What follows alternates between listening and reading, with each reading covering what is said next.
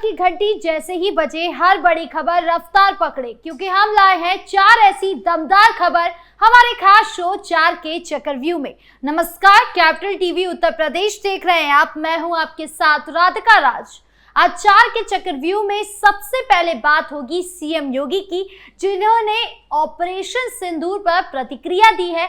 जानेंगे क्या बोले सीएम योगी, जिसने यूपी से लेकर पाकिस्तान तक तहलका मचा दिया है। फिर बात होगी अवैध मदरसे पर हुए बुलडोजर एक्शन की, साथ ही बात होगी सपा प्रमुख अखिलेश यादव की, जिन्होंने ऑपरेशन सिंदूर को लेकर टिप्पणी की है। और आखिर में बात होगी वक्फ कानून जागरूकता अभियान के बीच हुई हाथापाई की। तो चलिए शुरू करते हैं 4 का चक्रव्यूह।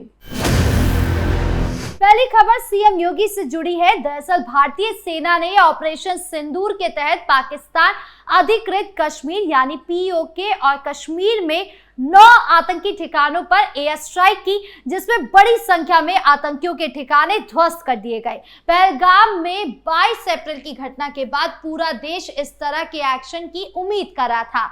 वहीं अब देश भर में इस ऑपरेशन पर प्रतिक्रिया भी आ रही है और इसी कड़ी में प्रदेश के मुख्यमंत्री योगी आदित्यनाथ ने इस ऑपरेशन के लिए भारतीय सेना और प्रधानमंत्री नरेंद्र मोदी को बधाई दी है। सीएम योगी आदित्यनाथ ने कहा कि मैं कल रात पाकिस्तान में किए गए सटीक हमलों के लिए तीनों सेनाओं के प्रमुखों के साथ साथ प्रधानमंत्री नरेंद्र मोदी को हार्दिक बधाई देता हूं। ऑपरेशन सिंदूर प्रधानमंत्री नरेंद्र मोदी और हमारे सुरक्षा बलों की उन बहनों के प्रति सच्ची भावना है जिन्होंने पहलगाम आतंकी हमले में अपने पतियों को खो दिया। जिन लोगों ने हमारी बहनों और माताओं के पतियों को मारने का दुस्साहस किया, उन्होंने अब मिसाइल हमलों में अपना पूरा परिवार खो दिया है। और क्या कुछ बोले सीएम योगी, सुनिए। ऑपरेशन सिंदूर उन बहन और बेटियों के प्रति प्रधानमंत्री मोदी जी और देश की सेना की एक संवेदना है। जिन लोगों ने भारत की बहन और बेटियों के सिंदूर को छीनने का दुस्साहस किया था, कल की स्ट्राइक में उन्हें अपना खानदान खोना पड़ा है। और दुश्मन के काराना हरकतों का जवाब ये नया भारत इसी मजबूती के साथ देगा। यह प्रधानमंत्री जी ने पहले दिन ही देशवासियों को आश्वस्त किया था और कल की घटना में एक बार फिर से नए भारत ने यह साबित भी किया है। ऑपरेशन सिंदूर भले ही सफल रहा, लेकिन अभी भी भारत का बदलाव पूरा नहीं हुआ है। आने वाले वक्त में अभी ऐसे और मुंह तोड़ जवाब देना बाकी है। बढ़ते अगली खबर की ओर, जहां बात अवैध मदरसे पर हुए बुलडोजर एक्शन की। दरअसल गोंडा के बरौली गांव में जिला प्रशासन का बुलडोजर गरजा है, जहां सरकारी स्कूल की जमीन पर अवैध तरीके से मदरसा और मस्जिद बनाया गया था, जिस पर आदेश के अनुसार जिलाधिकारी नेहा शर्मा के मार्गदर्शन में भारी पुलिस फोर्स और तरबगंज एसडीएम की मौजूदगी में जेसीबी लाकर मदरसे को ध्वस्तीकरण किया गया। गोंडा के तरबगंज तहसील के बरौली में सरकारी प्राथमिक विद्यालय की जमीन पर अवैध रूप से बने मदरसे के कुछ हिस्से प्रशासन ने बुलडोजर से तोड़कर ढहा दिए। ये मदरसा बरौली बड़जोड़ नगर स्थित सरकारी प्राथमिक विद्यालय की जमीन पर बना हुआ था। प्रशासन ने पहले कई बार मदरसा संचालकों को अवैध कब्जा हटाने का निर्देश दिया था। निर्देश का पालन न होने पर जिलाधिकारी के आदेश पर यह कार्यवाही की गई। तरबगंज के एसडीएम राजीव मोहन ने बताया कि ये जमीन सरकारी स्कूल के लिए आवंटित थी।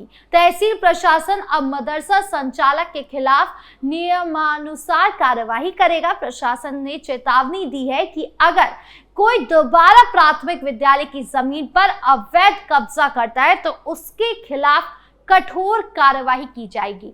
गोंडा जिले में सरकारी जमीनों पर किए गए अवैध कब्जे को हटाने के लिए डीएम द्वारा एक विशेष अभियान भी चलाया जा रहा है। बुलडोजर से की गई इस कार्यवाही के बाद मदरसा संचालकों में हड़कंप मचा हुआ है। जिले के और जगहों पर सरकारी जमीन कब्जा करने वाले लोगों को जिला प्रशासन ने चेतावनी दी है कि वो जल्द सरकारी जमीन खाली कर दे। वहीं पूरे मामले को लेकर उप जिलाधिकारी तरबगंज राजीव मोहन सक्सेना ने बताया कि ये स्कूल की जमीन थी, इस पर मस्जिद या मदरसा बना हुआ था, उसके ध्वस्तीकरण के आदेश पहले से ही हो गए थे। जिलाधिकारी महोदय के आदेश और उनके निर्देश के क्रम में आज ध्वस्तीकरण करवाया जा रहा है।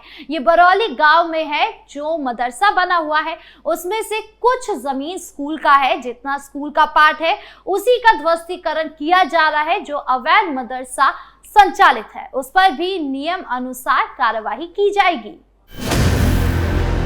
खबरों में आगे बढ़ते हैं, जहां बात सपा प्रमुख अखिलेश यादव की। दरअसल समाजवादी पार्टी और सपा के राष्ट्रीय अध्यक्ष अखिलेश यादव ने सरकार पर निशाना साधते हुए कहा कि हमारे बुंदेलखंड में मिसाइलें बन गई होती तो हमें रूस से नहीं मांगनी पड़ती। अखिलेश यादव ने सपा कार्यालय में पत्रकारों को संबोधित करते हुए कहा कि इंफ्रास्ट्रक्चर से जमीन और कम होती जा रही है। नेताजी हमेशा कहते थे कि जमीन सिकुड़ रही है, इसीलिए हमारे किसानों के साथ धोखा ना हो। जो उत्तर प्रदेश के अलग अलग जगहों पर किसानों की जमीन छीनी जा रही है, समाजवादी पार्टी की मांग है कि किसानों को बाजार की कीमत मिलनी चाहिए। सपा प्रमुख ने कहा कि ये सरकार मजदूरों के अधिकारों को छीन रही है, मजदूर भाइयों को कोई सुविधा नहीं दे रही है। सरकार झांसी और बुंदेलखंड में मिसाइल बना रही थी, लेकिन हकीकत ये है कि सुतली बम तक नहीं बना पाई। अगर मिसाइलें बनाने लगते तो हमें दूसरे देशों से हथियार खरीदने की जरूरत नहीं पड़ती। सरकार जाति विशेष खासकर समाजवादियों को परेशान कर रही है, लेकिन मैं कह रहा हूं कि जिसको पीड़ा है उसके साथ पीड़ा है। अखिलेश यादव ने कहा कि सरकार JPNIC को बेचना चाह रही है, तो हम ये कहना चाहते हैं कि सभी समाजवादी मिलकर JPNIC को लेना चाहते हैं। उन्होंने कहा कि जिस तरीके से किसानों का शोषण चरम सीमा पर है, उससे भी ज्यादा हमारे मजदूरों का शोषण है। अलग अलग तरीके से सरकार मजदूरों से काम ले रही है, लेकिन उन्हें जो सम्मान मिलना चाहिए, जो उनके अधिकार है, उनके तहत सुविधा मिलनी चाहिए, वो भी सरकार नहीं दे रही है। यानी कुल मिलाकर विपक्ष नेता ने सरकार पर तंज कसा है। ऐसे में उन पर क्या कुछ पलटवार सरकार करती है, ये देखने वाली बात होगी। खबरों के अंत में अब बात वक्फ कानून जागरूकता अभियान के बीच हुई हाथापाई की। दरअसल केंद्र सरकार ने हाल ही में संशोधित वक्फ कानून पर मुसलमानों को जागरूक करने के लिए राष्ट्रव्यापी अभियान की शुरुआत की, जिसके क्रम में बीजेपी को मुस्लिम समुदाय के सम्मेलन में उन्हें इस कानून की जानकारी देने की जिम्मेदारी दी गई, जिसको लेकर जनपद में भाजपा के द्वारा बस्ती के एक होटल में आयोजित कार्यक्रम में उस समय अप्रत्याशित हंगामा हो गया, जब पार्टी ने ही दो वरिष्ठ नेता आपस में भिड़ गए। घटना बस्ती जिले में आयोजित वक्फ सुधार जन जागरण अभियान के दौरान हुई, जहां नेताओं के बीच मंच पर बैठने और नाम न पुकारने जाने को लेकर विवाद इतना बढ़ गया कि हाथापाई की नौबत आ गई। बीजेपी ने वक्फ कानून में किए गए संशोधन के बारे में मुस्लिम समुदाय को जानकारी देने और उनका समर्थन जुटाने के लिए ये कार्यक्रम आयोजित किया था।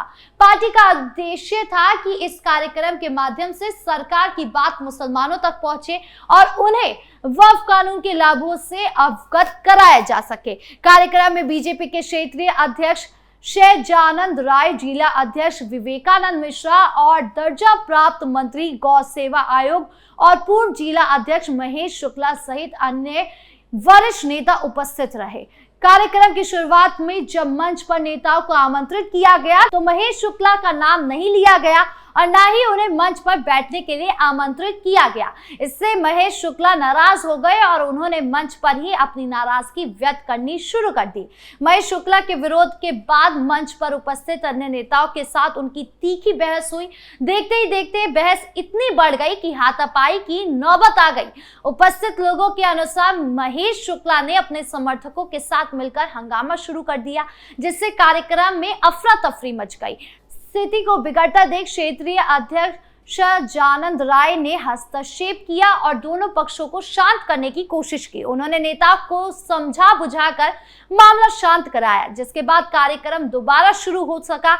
इस घटना ने बस्ती की राजनीतिक गलियारों में हलचल मचा दी है। बीजेपी के अंदरूनी कलह की यह घटना चर्चा का विषय बन गई है। लोग इस घटना को पार्टी के भीतर गुटबाजी और आपसी खींचतान का परिणाम बता रहे हैं। स्थानीय लोगों ने इस घटना पर निराशा व्यक्त की है। हालांकि इस घटना पर बीजेपी के स्थानीय नेतृत्व ने कोई आधिकारिक बयान जारी नहीं किया है।